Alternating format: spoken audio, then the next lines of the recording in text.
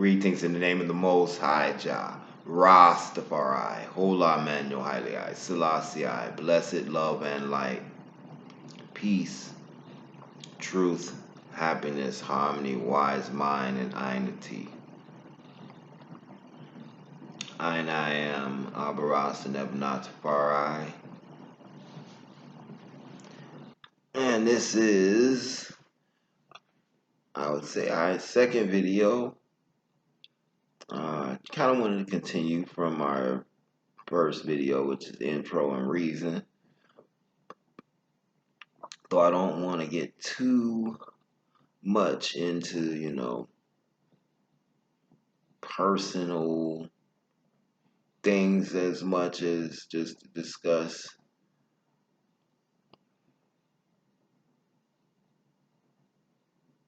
some spiritual things, some spiritual aspects at points here. At points I may utilize different personal experiences in order to illustrate a bit of knowledge. But outside of that, it's more important. The knowledge itself is more important than, I would say, just, I personal or anything like that nature. Okay.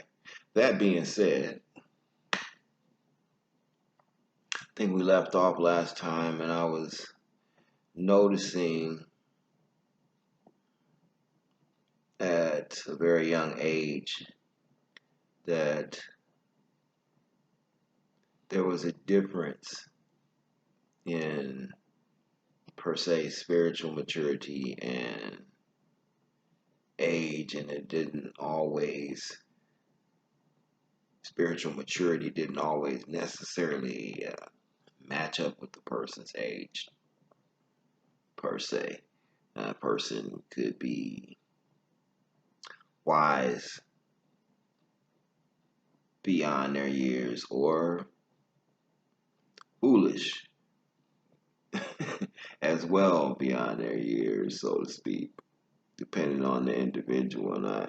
So I think this is one of the things that later on inspired me to really study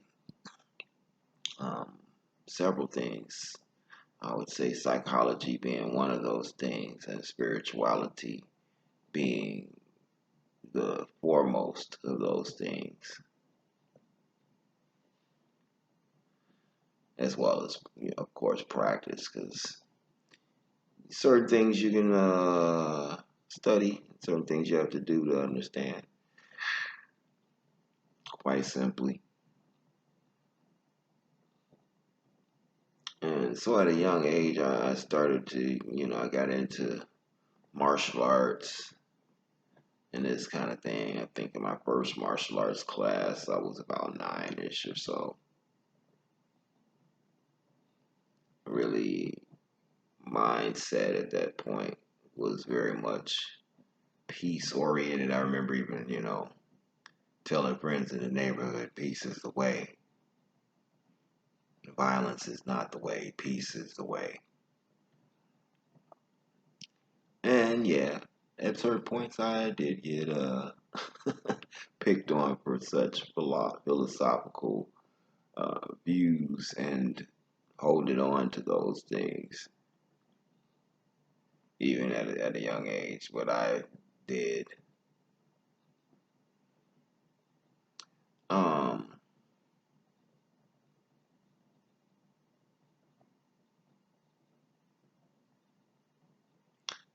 As a young person, also, one of the things that my father was very astute and pointed with eye about was observation and down to minute details. I remember one time we were walking down the street and was getting in a car that was parked on that same said street that we were walking on the sidewalk of. And my dad was like, as we just walked past her and she got into the car, he was like, "What can you tell me about that person?" I was like, um, well, she was Caucasian. That was the most apparent thing, and she was a woman, and she got in the car. My dad said to me, I noticed that she got into the car that there was a great disproportion in her wrists to her arms, and that she was more than likely suffering from some type of eating disorder. I was like, whoa, you got all of that. And so that's pretty much, little checks like that. Like, were you paying attention? Were you paying attention? Was kind of how I grew up in his presence. That and it was very acute about, more so than I would say teaching me this, I would say that my dad affirmed this in me because it resonated with me always. But he would always say, and he's still with I give thanks. Um, I love everybody because it doesn't cost me anything and I gain everything. And that always, to this day, still resonates in my heart and in my consciousness as a being, as a soul. Even at some of the deepest points of, how will one say, disappointment in my fellow man. We all had those particular moments at some point in space and time where we uh, had a friend, loved one, or associate not live up to our highest expectations. We'll just say that of them. And we've been on the other side of it as well. We're, real and honest. Um, that's some of the nature of the human experience, I would say. But as I say, he would always say, I love everyone. And to this day, I still agree with that. I still resonate with that highly because when I view my fellow being,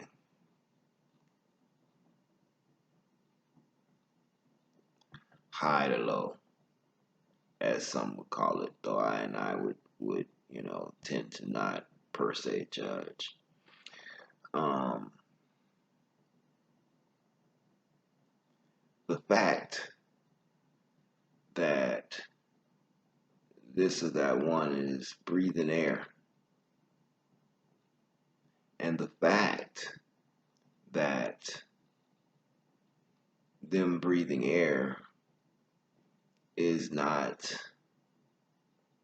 singularly up to their quote unquote will in that if they were to decide or think they were going to decide to not breathe, their divine within them,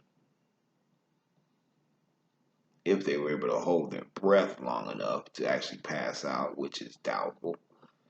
If they were to pass out, then they would start breathing again, which shows, I that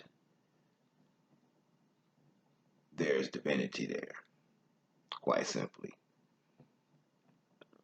There is consciousness, the consciousness there that is making that life, that allows that life, that is that life being. So when I look upon it, I cite that from our source, which is one. Some will call that like the creator, God, or Allah. I cite Jah, Rastafari, Emmanuel Haile Selassie. Jah meaning the shortened form of the word Jehovah, Rastafari meaning Ras, head, Tafari meaning creator. Emmanuel means Jah is with us. Haile Selassie means power of the Holy Trinity. So when I is Rasta cite up Haile Selassie, we're citing Yeshua Christos in his kingly character, manifest in his kingly character. Haile Selassie being and meaning power of the Trinity.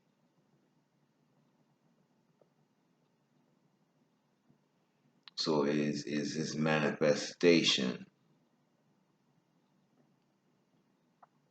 that indwelling creator, that indwelling almighty, that govern that this or that one breathe, and their heart is functioning, their lungs are, doing the things, and the kidneys are kidneying, and etc. Because none of us is sitting up going, okay, liver process and cleanse the body of all toxins, and kidneys keep me happy and purify, and so on and so forth, and intestines permeate, pull out the nutrients from my food and relieve the waste, etc., etc.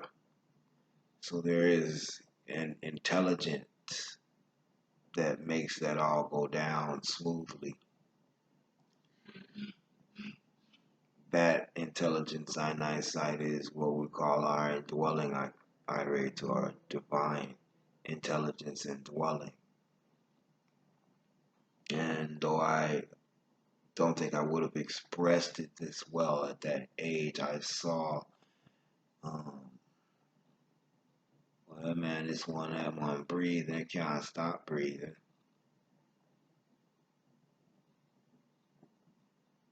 So it must be, an almighty.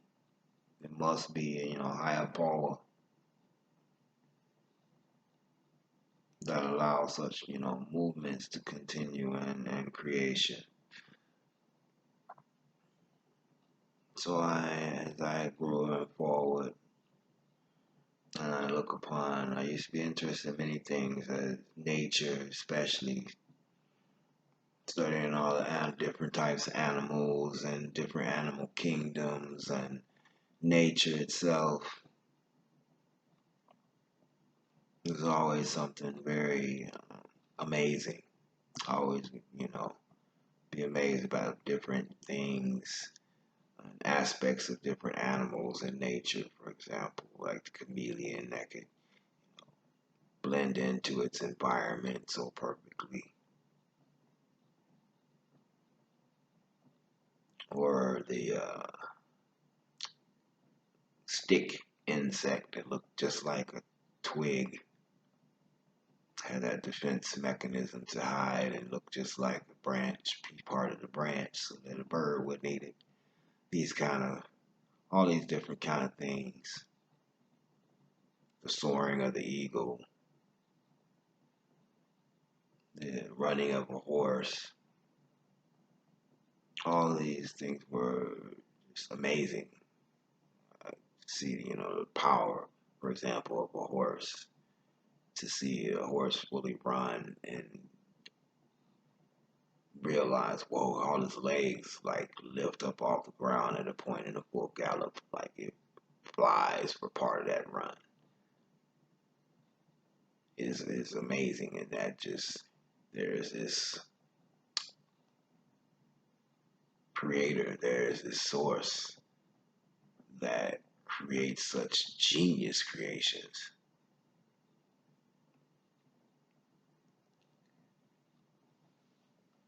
And so I looked upon these things. I feel as a young person, and it inspired me to create. Because I realized, well, there must be something in me that can create. Art was my first thing, and then later on, as I got into high school, um, hip hop and b-boying and graffiti and all the reggae and all those things there started to come into play more. I also grew up with a lot of, from my dad, jazz and blues. My mom was into jazz as well, but my dad more so. He had a pretty intense record collection, like originals and things of this nature. Coltrane and Duke Ellington and Count Basie and so forth. Um,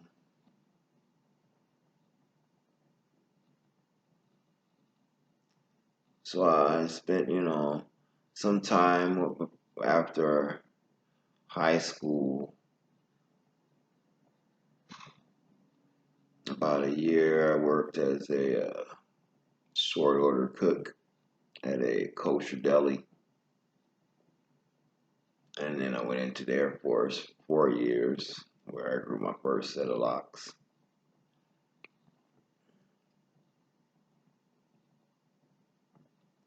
And as I remember, I didn't have as much of a conscious concept about it other than a reality. I remember before I even knew what Nyabingi ceremony or drumming was, I would say, jokingly, I'm a dread-eye knight from the Bingi. I ain't I a dread-eye knight from the Bingi. I ain't I no imposter rasta, but a rasta master. And I would, me and my bro, he's from New York, and he was a 5%er. We would, joke like that. I would joke like that with him, that he would often, because I was still rhyming, and I still do.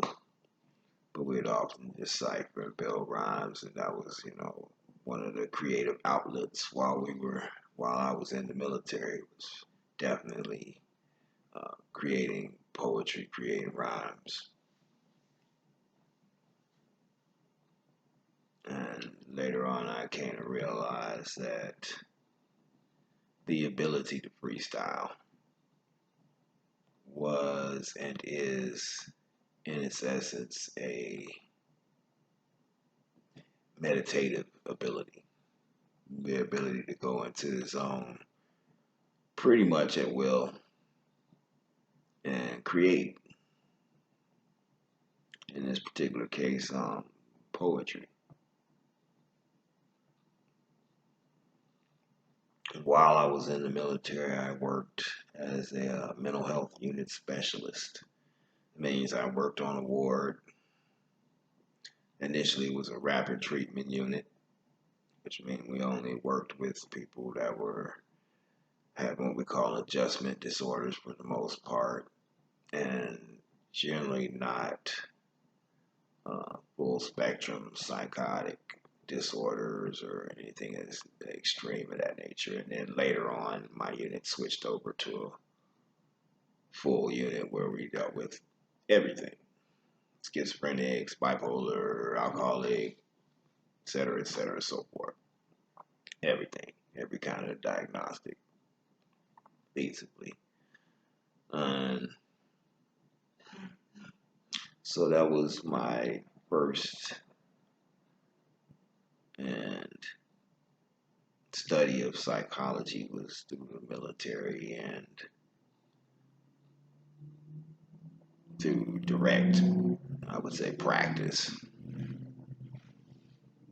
and dealing with people who were, needing some help, needing some emotional fortification, or oftentimes it was a situation where most people have, certain emotional tools that they utilize.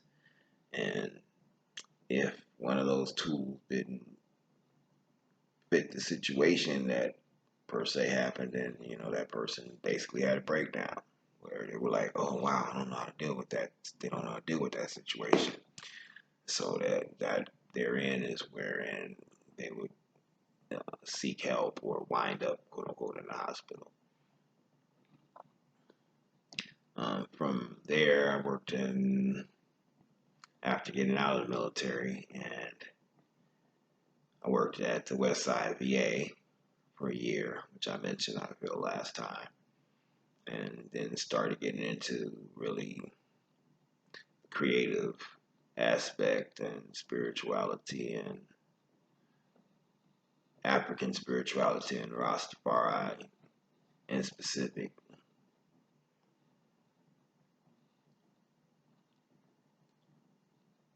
Um,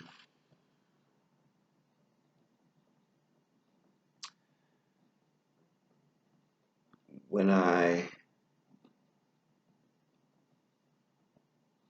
first or secondly rooted up, started growing eyelocks, and after about a year or so, I lost that particular job that I worked at when they realized that, oh, this guy is Rasta. Then I got more into poetry and putting myself forward in that particular manner and being involved in the open mic poetry. And then I started to, interact more with other fellow Africans in America. And a friend of mine that I rooted up, I remember him being like, "Oh, I see you growing your antennas into the cosmos."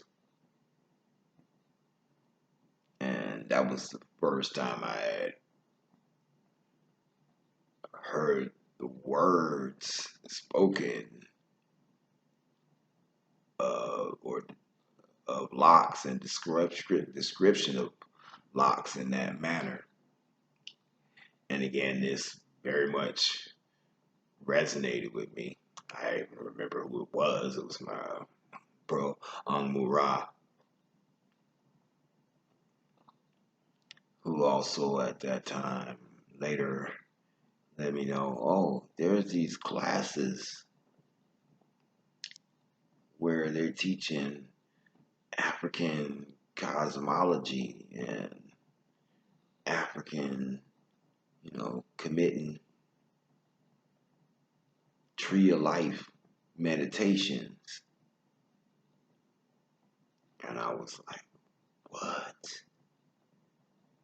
Because it was definitely something that I had always was intrigued with, in that, like,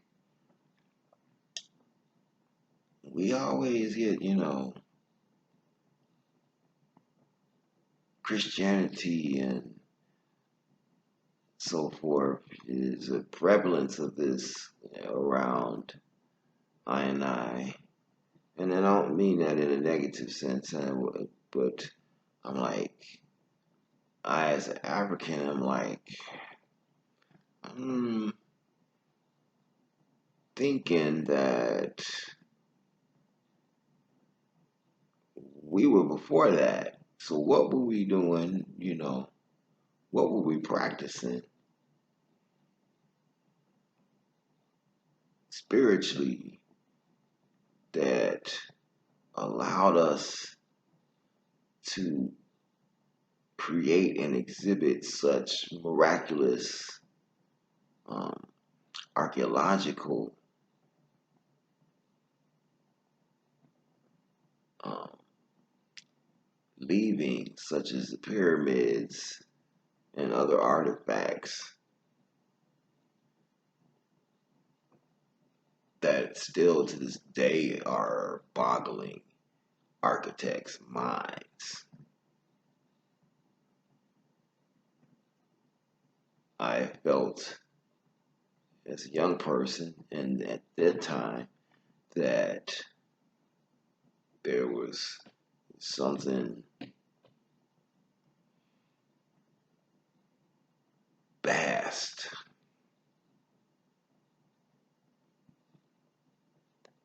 that we were tapping into in those times through our ancient practices, and that some of this had been lost or hidden away from us. Oh, bless. Pardon the eye. So, again, this was another inspiration to really seek more and more.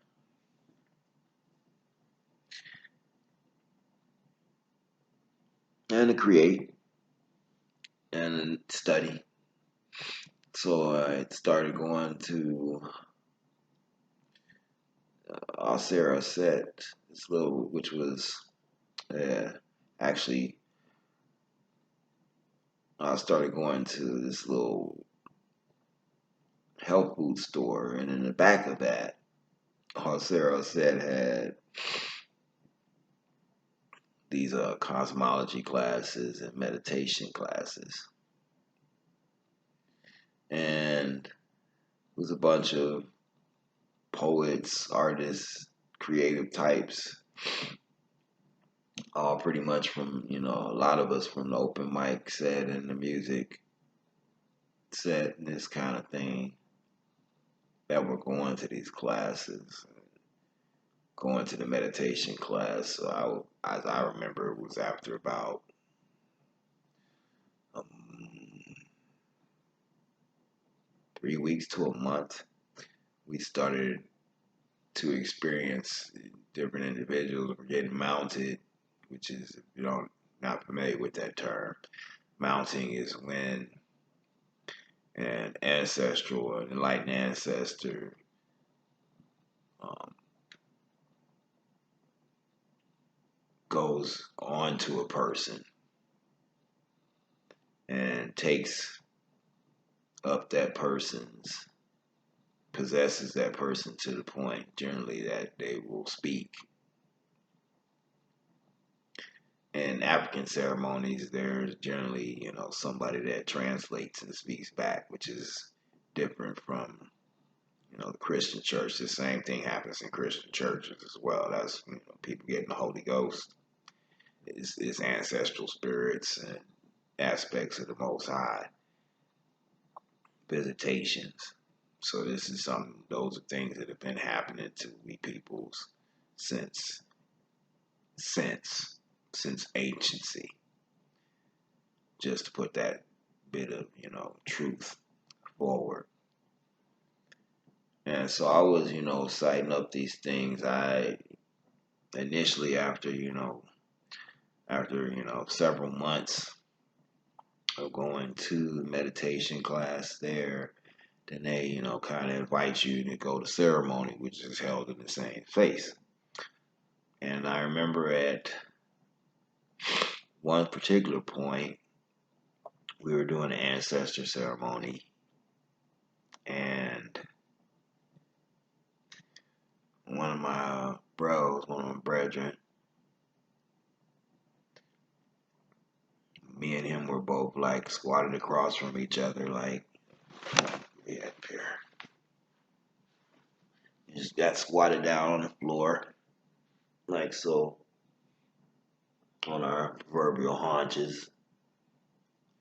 You might be able to see me, I don't know. Anyhow,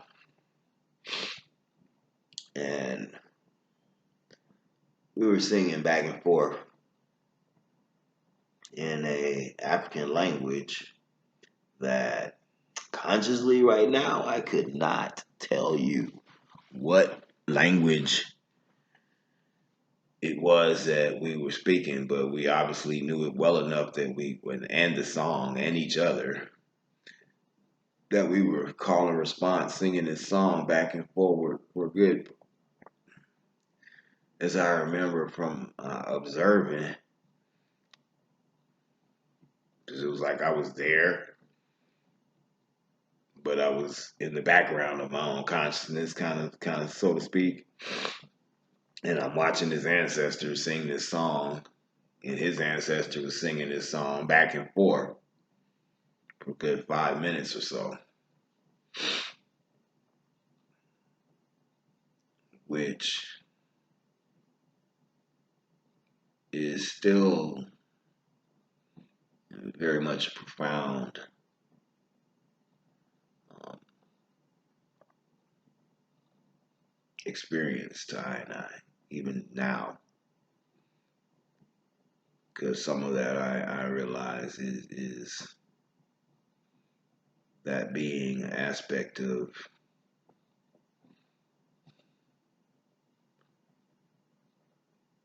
self from a much long time before this time now. Same wise for my brother across the way, his ancestor self, his ancestor memory and so forth come forward, and so these kind of things are possible. Well, we sing a language, and I grew up speaking English and all that, so I didn't know any other African languages. I knew maybe a smattering of Spanish, nowhere near an African language in its structure and so forth. So for that to happen is an affirmation in reality and experience right now. Now, interestingly enough, there were several meditations, invocations, if you would call it that, because when we deal with the tree of life with the Creator as Africans, when we say the Almighty,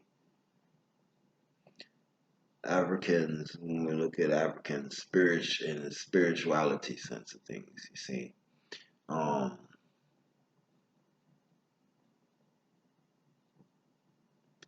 Africans say, I'm feeling spirit, and you would say that to an African, and they would be like, which one? What spirit? You be specific. Um, when ones and ones deal with the tree of life, what is often misconstrued is a polytheistic concept rather than a monotheistic concept, overstanding that one Jah, one living creator, manifests throughout its creation. You see, in myriad forms. We cite Jah, the Almighty. When I cite a tree, a bird, a blade of grass, a butterfly, a worm, a dragonfly, a fish, a man or woman is manifestation of Creator. And then Jah say, Jah made himself in Jah created man. See? Jah created man and woman, Jah created man. From creation.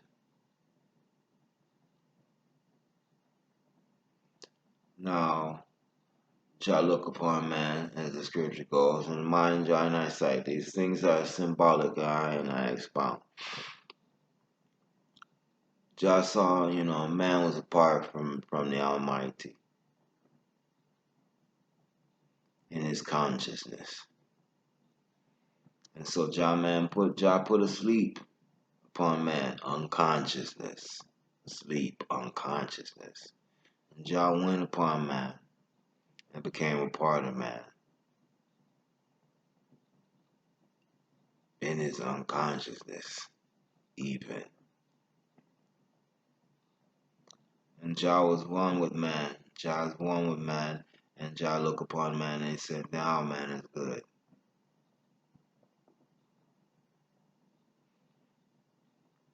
Now, from this we cite, symbolically speaking, Jah, man was not aware of himself, herself, itself as an expression of the one.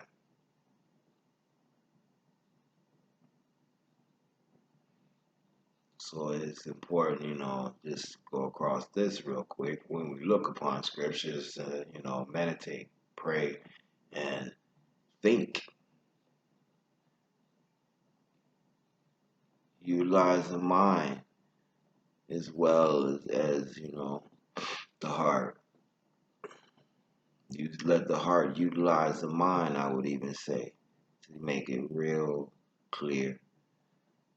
Because if you look at different stories in there, for example, the story of Adam and Eve and the apple and all this thing. Now we say, man, Jah made this, tree of, knowledge of good and evil and then the tree of life.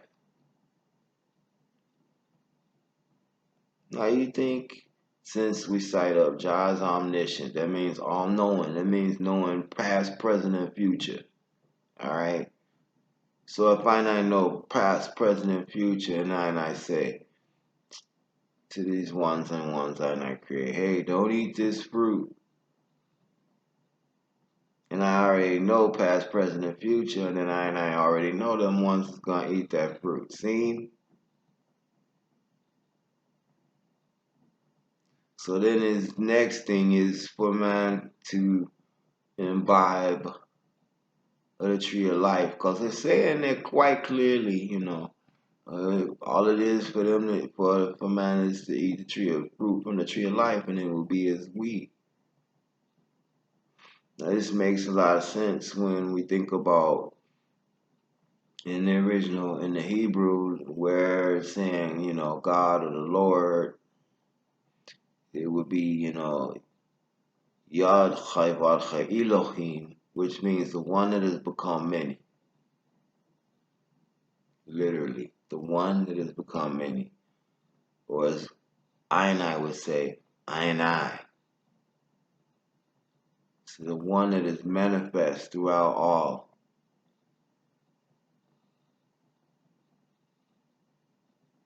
So when we look upon that, it makes sense that Jah, when you cite throughout the scripture and word that Jah speaks upon itself as in plural often. It's Jah say we.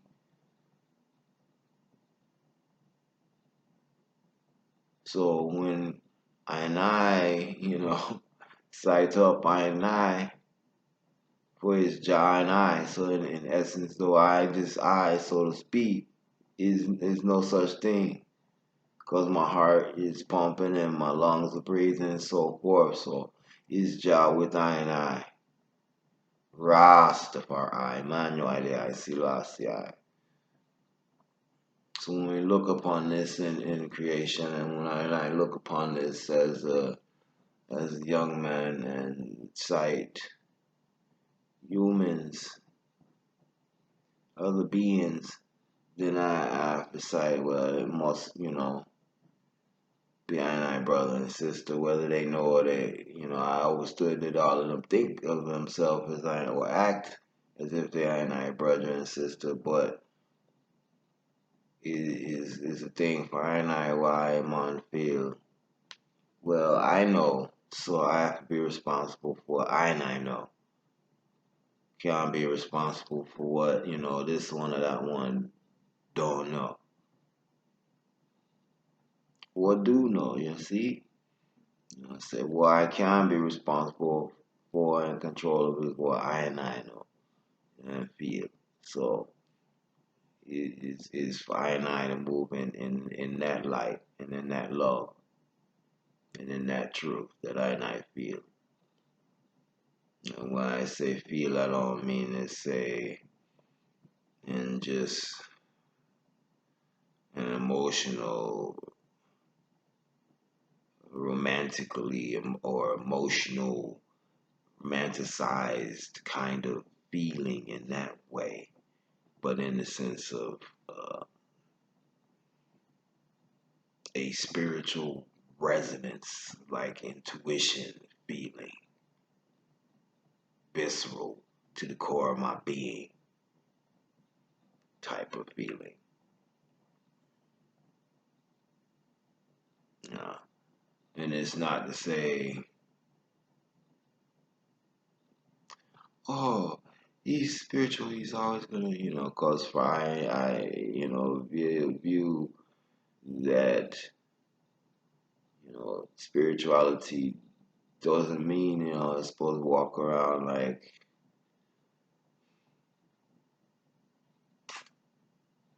is bed of roses, so to speak, everything. Though there's much, much, much, much beauty in the fullness of it all, I will have to say. But to realize that in order to get the fullness of certain fruits of life, I might have to abstain from things that some would consider to be the norm. Some consider to be the norm.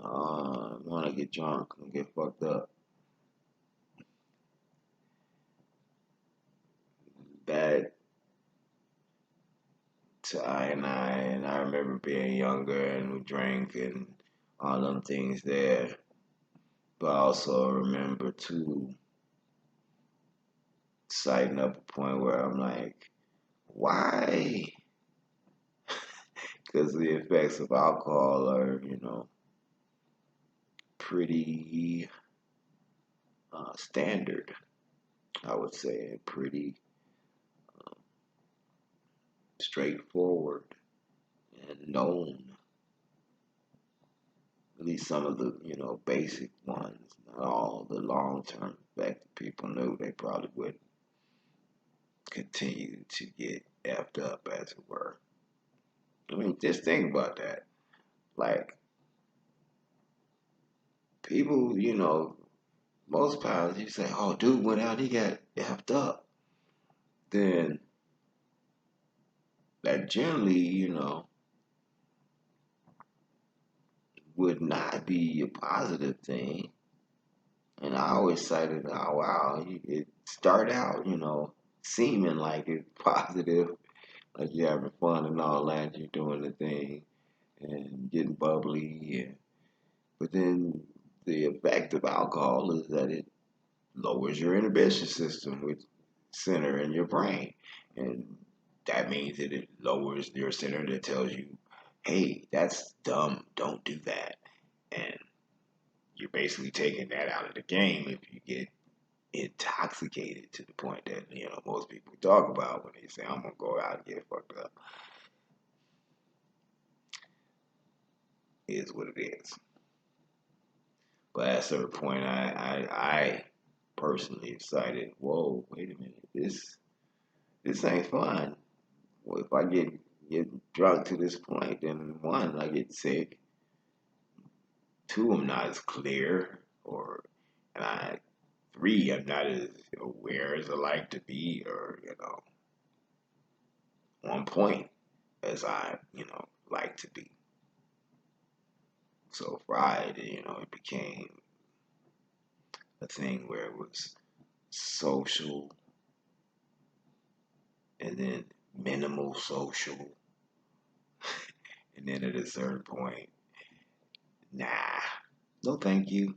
I kind of, take my awareness and my, being without that particular element clouding the situation personally.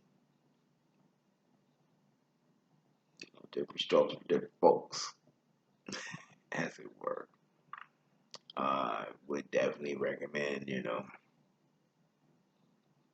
to keep one's temple hola, you know,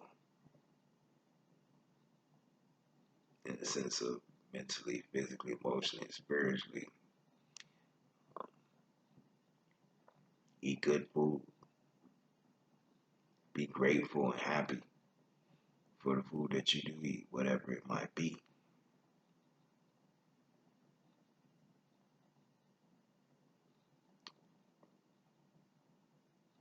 Live happy, treat other beings the way you would like to be treated.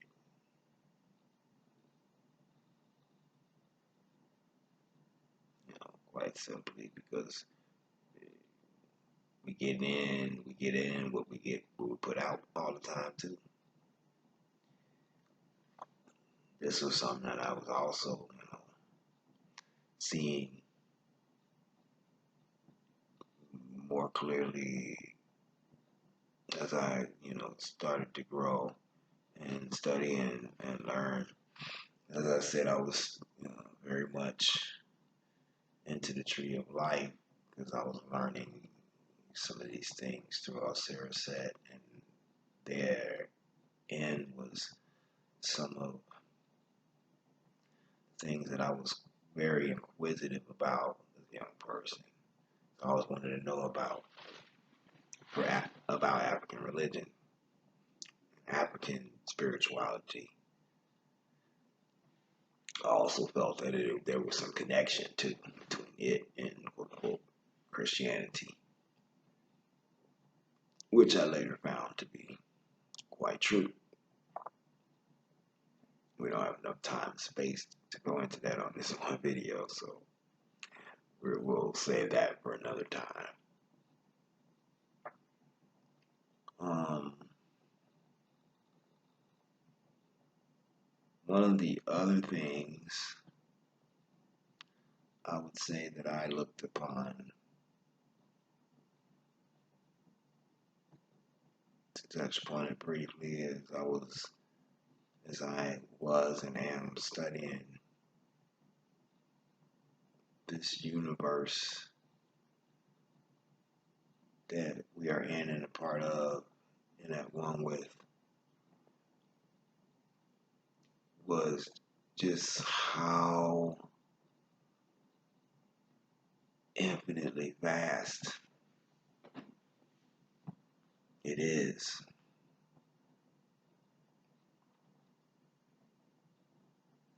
And looking at the physical space, the cosmos, as it were, with all its universes, galaxies, rather. Um, I frankly thought there must be uh, more intelligent life. And knowing that the sun that our Earth goes around is still a young sun in the universe, younger than many, there must be some more advanced, even civilizations or societies, beings, etc., in this infinitely, constantly expanding cosmos that we're in.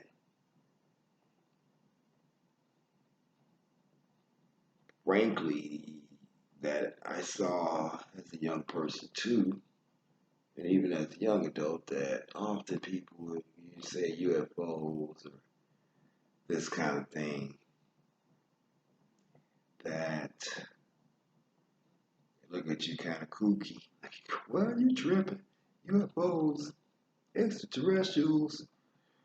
I'm like, I frankly think it's arrogant to think that there aren't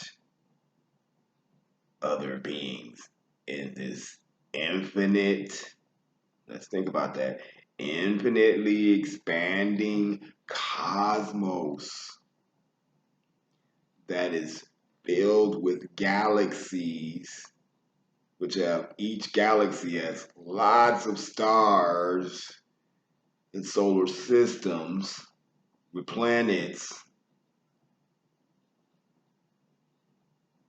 You think there might be something else alive in all of this besides just human beings? Think? Or think that human beings might be just a tad arrogant in thinking that they're the only thing in the universe? Come on, really? That being said, it's been said. All right. Um, that was one of the other things that I was, noting at that particular time. And even as a youth, I always thought extraterrestrials was kind of like a given in a infinite cosmos.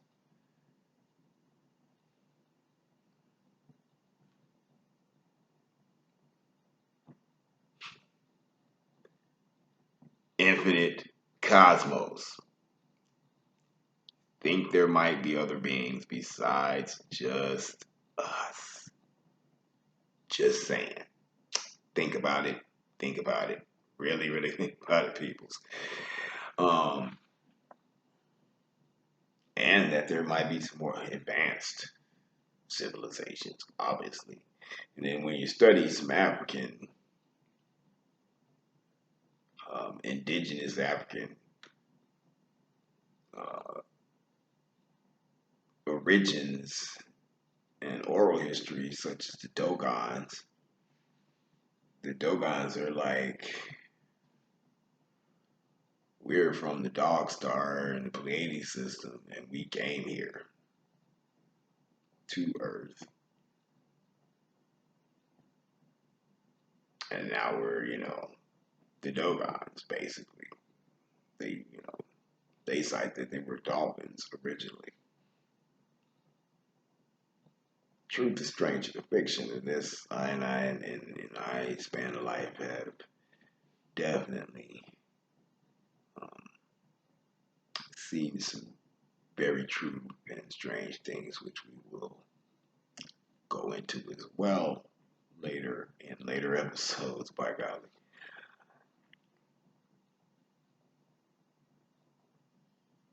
um, one of my next episodes too will be going over expounding on one of my brother's uh, video blog posts.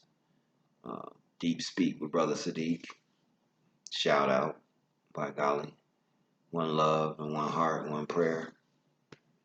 Just everybody build and move forward. So, as I was saying, I tangented a bit, but hey, it is what it is. I'm just letting spirit go where spirit wants to go. Um, I was studying African cosmology and going to ceremony, and still very much,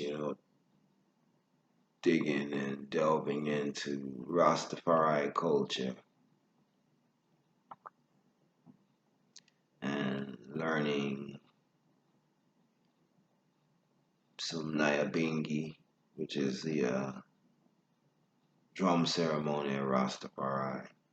For ones and ones not familiar with Rasta culture, Nyabingi is the Trinity drum ceremony consisting of a bass, a funde, and a repeater drum, each having different patterns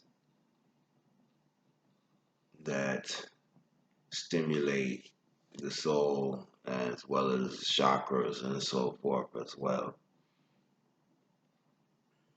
So I was getting deep into this as well as, going and checking out the African cosmology with our Sarah set. And so I was on my way to ceremony, and I was kind of contemplating, do I have to choose between, quote unquote, Rasta and Alcero set vibes in that format? All the while, and I cite I self free being, free soul. So, I went forward, I went to ceremony, and every ceremony begins with purification, then libation, and then the invocation of Elegwa, Eshu, or Sebek. These are all different names for the same one. Every ceremony starts with that particular aspect of the Creator before it opens up the gates to all the higher spirits. So you understand that. And that particular aspect of the Most High, Sebek, is in the physical body is the left brain. In the chakras, it sits at the neck, which is the will as well. But it sits at the neck, which is the joining or the junction before you go into your highest chakras, your Ajna chakra, like here. Yeah, there we go. Your Ajna chakra, that's one petal, that's the other petal, that's the center in your forehead here. Ong Hong and Kashang being the words that vibrate that particular chakra, as well as your crown chakra, or the thousand petal lotus is cited in the Hindu tradition, which is symbolic of all the divine sound and divine sound permutations possible. So the neck being the crossroads of the part of the body, and Sebek, also known as Eshu or Legwa or so forth, Mercury, the governor of the crossroads, sits at the neck, which is the crossroads of your body chakrically, for your higher chakras, your crown chakra, your third eye chakra, which has the physical counterpart of your pineal gland. And so each ceremony starts out like so, and when there's Yoruba or Kemetic ceremony, what happens is that there's the Risha, or beings that have been chosen by spirit to manifest specific aspects of that one, of the one. So the person, the Orisha, was mounted by Sebek, and they generally will go dancing. Sebek governs communication, all information. Sebek also is governor of lost things. Enough times I have lost things and I meditate upon a vibe and find it easy and quick, or someone and bring it to me in such a manner that I know it was that aspect of the one, of the creator, that brought it forward to I. So we can get into that again a little later.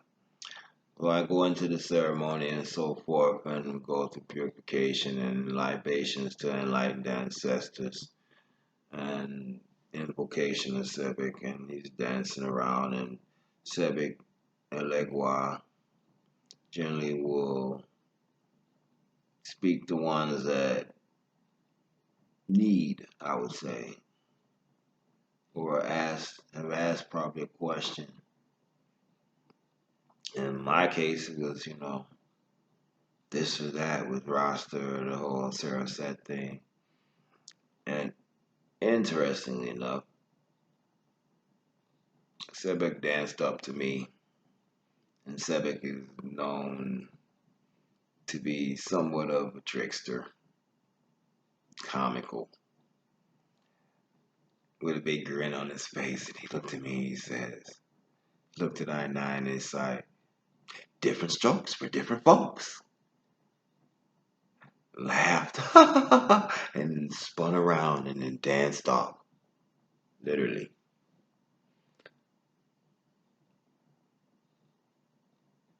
And what I got as a takeaway from that was Spirit wasn't overly concerned with the method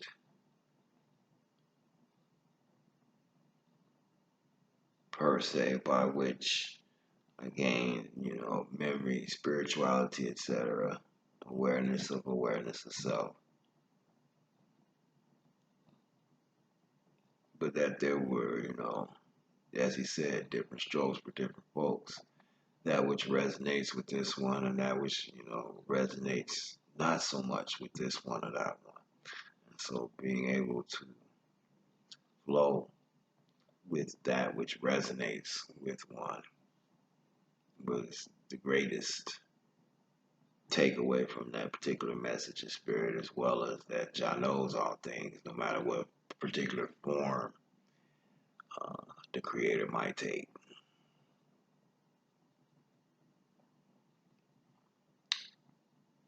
On that note, I think we'll seal up this little fireside chat real quick. I look forward to further reasoning. Next ones will be, as I said, about more just sharing of knowledge and vibes and this kind of thing. Some anecdotes as we go through as it applies, but more so about again a mutual building. Please do like, comment, share, and subscribe. By golly, and we can all grow more and more together, more and more aware of our awareness and our connection to infinite knowledge, wisdom, understanding, peace, plenty, and power. Truth and justice for all ones and ones in this time, love and life, blessings and light and love. In the name of His Majesty, who live and reign in the hearts of all flesh, I tenually the indwelling I rate to Jah Rastafari, Holy Emmanuel I Selassie, and I came to know in His presence and in His person of His Haile I Selassie Majesty, Haile I Selassie His Imperial Majesty. King of kings, Lord of lords, conquering lion of the tribe of Judah, earth rightful ruler, and 225th king of the Solomonic dynasty.